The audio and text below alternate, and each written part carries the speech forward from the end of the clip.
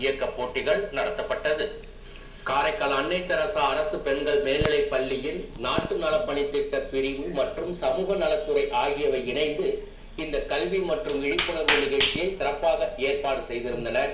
போதைப் பொருட்களால் ஏற்படும் அபாயங்கள் குறித்து மாணவிகளிடையே விழிப்புணர்வை ஏற்படுத்தும் நோக்கத்துடன் நடத்தப்பட்ட இந்த விழிப்புணர்வு போட்டிகளில் 9 முதல் 12ஆம் வகுப்பு வரையிலான மாணவிகள் மிகுந்த ஆர்வத்துடன் முழு ஈடுபாட்டுடனும் கலந்து கொண்டனர்.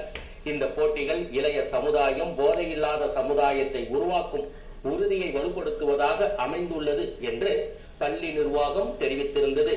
இந்த நிகழ்ச்சியை வெற்றிகரமாக நடத்துவதற்கு அனைத்து ஆசிரியர்கள் மற்றும் அலுவலர்கள் ஒருங்கிணைந்து செயல்பட்டனர். நடுவர்களாக பொறுப்பேற்று மாணவிகளின் படைப்புகளை மதிப்பிட்ட அவர்கள் விரிவுரையாளர் ஒருங்கிணைப்பாளர் திருமதி செல்வராணி, விரிவுரையாளர் ஒருங்கிணைப்பாளர் திரு ராஜகோபாலன், விரிவுரையாளர் திருமதி ஆரோக்கியமேரி, பட்டதாரி ஆசிரியர் திருமதி லதா, விரிவுரையாளர் திருமதி கோதை, பட்டதாரி ஆசிரியர் திருமதி பார்வதி, விரிவுரையாளர் திருமதி ஜெயலட்சுமி, பட்டதாரி ஆசிரியர் திருமதி கஜலட்சுமி, விரிவுரையாளர் திருமதி ஜெயலட்சுமி, விரிவுரையாளர் திரு சந்தோஷ் கார்த்திக்.